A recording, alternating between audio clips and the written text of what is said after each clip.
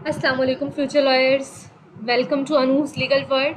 तो as you know कि हमने लेट प्रिपरेशन सीरीज़ स्टार्ट की हुई है। पिछले लेक्चर में हमने डिस्कस कर लिया था कि सिनोनिम एंटोनिम से कैसे क्वेश्चन आते हैं और कुछ ट्रिक्स भी हमने देख ली थी। आज का लेक्चर हमारा प्रेपोजिशन से रिलेटेड है।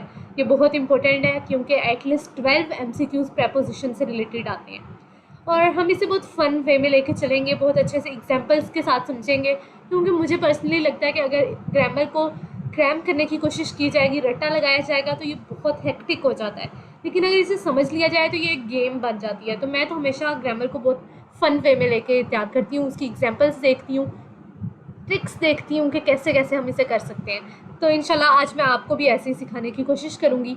तो हम आज के लेक्चर में देखेंगे कि प्रेपोजिशन है क्या, उसके बाद उसकी कुछ कैटेगरीज देखेंगे। देन मैं आपसे कुछ tips and tricks as usual share करूँगी कि अगर आपको एग्जाम में कोई ऐसा MCQs आ जाता है कि आपको नहीं समझ आ रहा बिल्कुल भी कि आप उससे कैसे अटैम्प्ट करो, तो इन ट्रिक्स को यूज़ करते हुए आप आराम से उसे कर सकते हो। फिर हम कुछ पास्ट पेपर से MCQs डिस्कस करेंगे। कोशिश करेंगे कि आज के लेक्चर में ही वो MCQs कवर हो जाए, लेकिन अगर लेक्चर लंबा हो गया तो हम नेक्स्ट लेक्चर में डिस्कस करेंगे। चलिए मूव करते हैं प्रेपोजिशन की तरफ। तो प्रेपोजिशन है क्या? वो कोई भी एक वर्ड होता है, ज़्यादा सेंटेंसेस नहीं होते, सिर्फ एक सिंपल वर्ड होता है प्रेपोजिशन, जो कि बताता है कि कोई चीज़ कहाँ पे पड़ी है, उसकी पोजीशन या लोकेशन बताता है। तो इसलिए हम इसे प्रेपोजिशन ऑफ पोजीशन या प्रेपोजिशन ऑफ लोकेशन भी बोलते हैं। ये उसकी एक टाइप है। और कुछ प्रेपोजिशंस ऐसे होते हैं जो कि बताते हैं कि ये कोई जो स्पेसिफिक एक्शन है वो कब हुआ, उसका यानी टाइम बताता है, तो उससे हम प्रेपोजिशन ऑफ टाइम कह देते हैं। कुछ प्रेपोजिशंस ऐसे होते हैं जो कि कनेक्शन बताते हैं या फिर रिलेशन बताते हैं दो स्पेसिफिक चीज़ों का, तो उन प्रेपोजिशंस को हम प्रेपोजिशन ऑफ रिलेशन कह देते हैं। ये तीन सिर्फ हमारे पास टाइप्स हैं प्रेपोजिशन की। इन टाइप्स के अंदर हमारे पास कौन कौन से वर्ड्स आते हैं वो हम डिस्कस कर लेंगे। चले मूव करते हैं फर्स्ट टाइप की तरफ, जो कि टाइप ऑफ प्रेपोजिशन है, जिसे हम लोकेशन से भी हम इसे डिस्कस करते हैं या फिर हम इसे पोजीशन भी बोलते हैं। इसके अंदर हमारे पास क्या क्या आता है? In, on, at, under, below, over, above, ये कुछ वर्ड्स हैं जो कि इसके अंदर आते हैं। अब हम देखेंगे कि ये कहाँ कहाँ पे यूज़ होते हैं। जब MCQs आ जाते हैं तो बच्चे कंफ्यूज हो जाते हैं कि इन आएगा या ऑन आएगा या फिर एट आएगा इधर। उसकी वजह यही है कि उनकी अंडरस्टैंडिंग नहीं होती। आज के लेक्चर में हम इन्हें बहुत बेस्ट वे में अंडरस्टैंड कर लेंगे। तो सबसे पहले तो हमारे पास इन आता है। हम ना इनका अगर उर्दू मीनिंग देख लेते हैं ना और सेंटेंस को उर्दू ट्रांसलेट कर लेते हैं ना, तो हम बहुत आसानी से इसे कर लेते हैं, क्योंकि हमारी अपनी लैंग्वेज उर्दू है तो हमें उसमें करना आसान लगता है। इनका मतलब अंदर होता है, किसी भी चीज़ के अंदर। वो चीज़ एक कंटेनर होनी चाहिए बाकायदा। हम एग्जाम्पल ले लेते हैं, कैसे अंदर?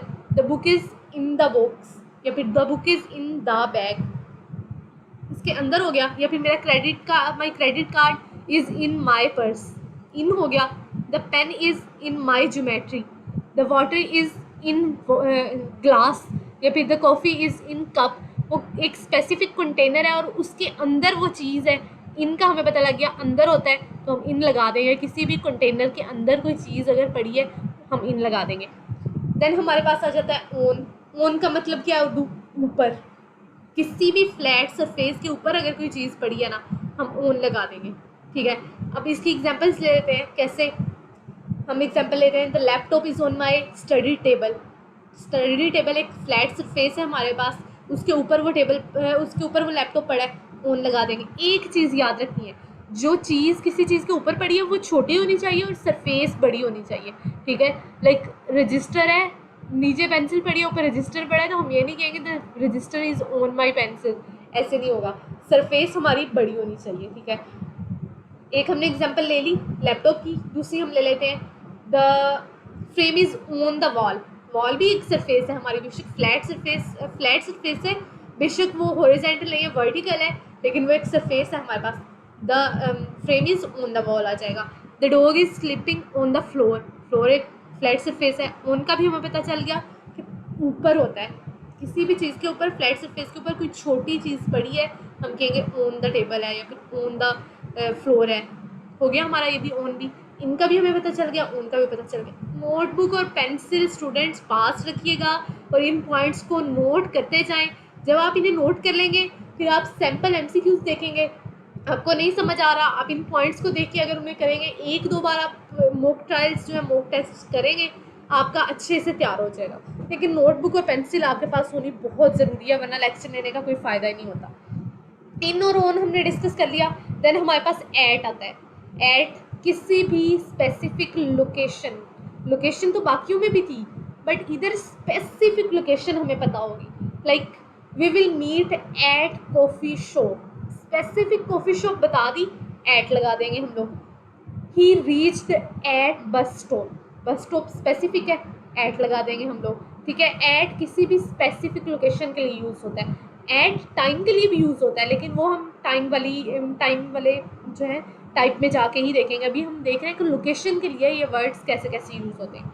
तो हमने देख लिया कि एट जो है किसी स्पेसिफिक लोकेशन के लिए यूज़ होता है, जब एग्जैक्ट लोकेशन बता दी हुई हो, ठीक है।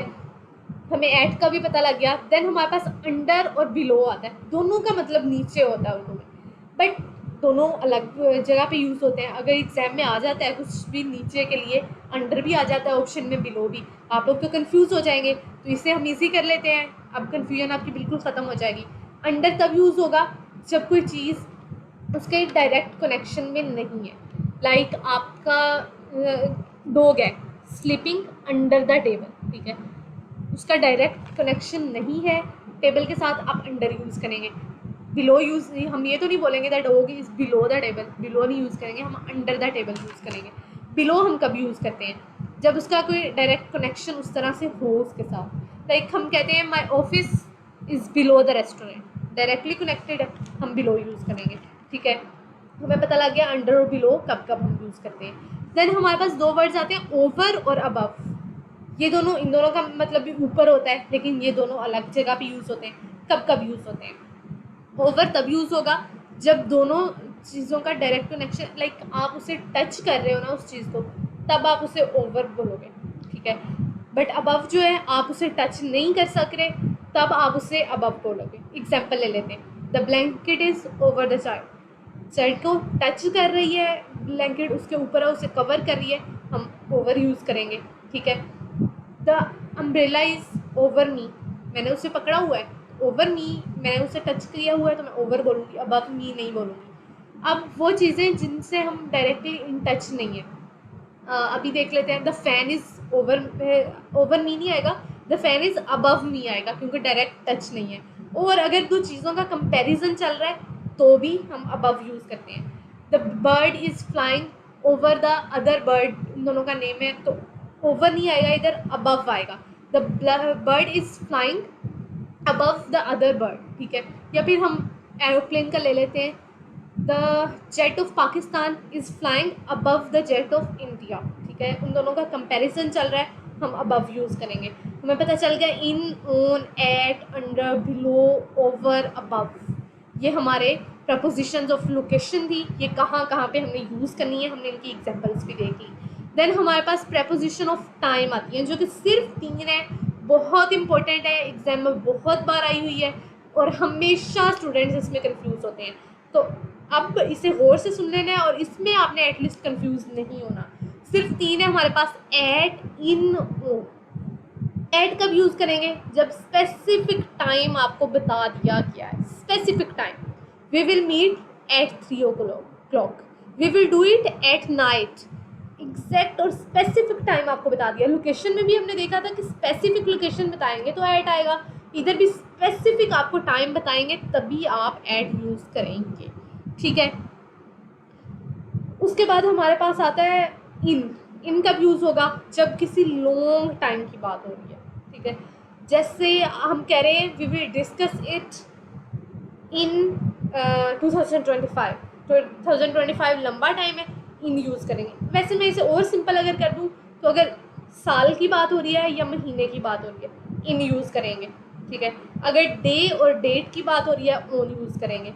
अब सोचें हम कह रहे हैं we will held a meeting in June, जून एक मंथ है, इन यूज़ करेंगे हम लोग। ऑन देख लेते हैं, we will discuss it on 10th June, on use करेंगे। डेट आ गई तो ऑन यूज़ करेंगे हम लोग।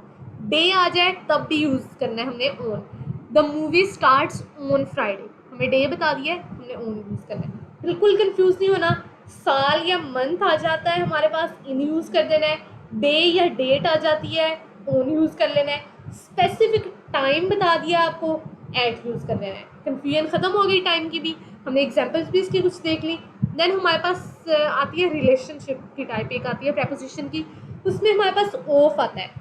ऑफ का उर्दू मीनिंग हमें पता है का की के, ये रिलेशन बताता है दो चीज़ों के दरमियान। जैसे the colour of my car is black, उसका कलर बता रहा है, हम कहेंगे ऑफ यूज़ करेंगे। The pages of book, book के पेजेस हैं या फिर कार का कलर है, हम लोग ऑफ यूज़ करेंगे। The pages of book are of book, ठीक है, ऑफ यूज़ करेंगे हम लोग, ठीक है। उसके बाद विद आता है हमारे पास, विद किसी की कंपेनियनशिप बताने के लिए यूज़ करते हैं हम हमेशा। जैसे I study with my friend, with उसके साथ कंपेनियनशिप पता चल रही है। I am going with my brother, I want coffee with milk, ठीक है। इन सब की कंपेनियनशिप बतानी है, रिलेशन बताना है, हमने विद यूज़ कर लिया। देन हमारे पास बाय आता है। बाय हम कब यूज़ करते हैं? थ्रू समवन, किसी के ज़रिए अगर लिखा गया है। जैसे हम कहते हैं this book is written by me, हमने बाय यूज़ कर लिया। This film is directed by my friend, उसके ज़रिए की गई है, उसने किया है, हमने बाय यूज़ करना है। फॉर कब यूज़ करते हैं? के लिए, पीछे हमने कहा के ज़रिए करना है तो बाय, के लिए करना है अगर हमने फॉर यूज़ करेंगे। जैसे this gift is for you, आपके लिए है, यू कर लेना। उर्दू ट्रांसलेट मैंने आपको बताया, उसे करके देख लो, आपको पता लग जाएगा। This medicine is for fever, बुखार के लिए है, फॉर यूज़ हो गया। She is working hard for exam, for exam, exam के लिए कर रही है, फॉर यूज़ कर लो, ठीक है। अबाउट कब यूज़ होता है? के बारे में, अबाउट का मतलब ही होता है के बारे में। We are talking about project, हम प्रोजेक्ट के बारे में बात कर रहे हैं। Anusha is worried about exam, exam के बारे में तो हम अबाउट यूज़ करेंगे। फ्रॉम का मतलब होता है से। I am from Punjab, I receive gift from my mother, I receive message from Ramsha. जो भी वर्ड्स हैं, मतलब हमने किसी चीज़ से बात करना है तो फ्रॉम यूज़ कर लेना है। हमें पता लग गया कि रिलेशनशिप वाली कौन कौन सी होती हैं। हमने लोकेशन भी डिस्कस कर ली। लोकेशन में हमारे पास in, on, at, under, below, over, above, हमारे पास ये थे। टाइम में सिर्फ 3 है हमारे पास, एट, इन, ऑन। रिलेशनशिप में of, with, by, for, about, from.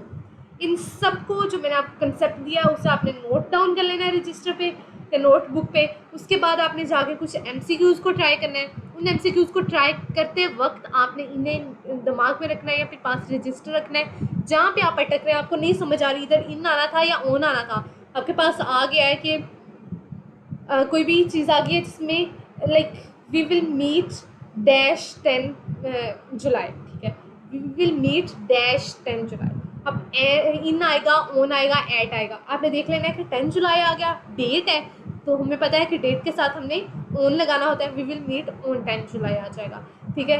आपने नोट्स के साथ MCQs को ट्राई करते रहना है। देन हमारे पास कुछ टिप्स एंड ट्रिक्स आती हैं। ये डिस्कस करते हुए लेक्चर बहुत ज़्यादा लंबा हो जाएगा, इसलिए आप ऐसा करें, इससे पिछला जो लेक्चर है जिसमें मैंने सिनोनिम्स और एंटोनिम्स डिस्कस किए हैं, उसके अंदर मैंने इन टिप्स और ट्रिक्स को डिस्कस किया है कि अगर किसी MCQs पे आप अटक जाते हैं, आपको नहीं समझ आ रही कि आप इसका क्या जवाब लगाएं, आपको नहीं उसका अंदाज़ा, तो आप उन ट्रिक्स को यूज़ करते हुए 90% चांसेस होते हैं कि उस ट्रिक को यूज़ करके आपका MCQs का जो आंसर है वो ठीक हो जाएगा। तो अगर आपको ये लेक्चर समझ आ गया है, और नेक्स्ट लेक्चर में हम इन्हीं प्रेपोजिशन से रिलेटेड कुछ MCQs डिस्कस करेंगे और देखेंगे कि जो आज हमने कंसेप्ट देखे हैं उनको देखते हुए कि हम वो MCQs अटैम्प्ट कर सकते हैं। अगर आपने वो भी लेक्चर देखना है तो go and subscribe to Anu's legal word and don't forget to press the bell icon.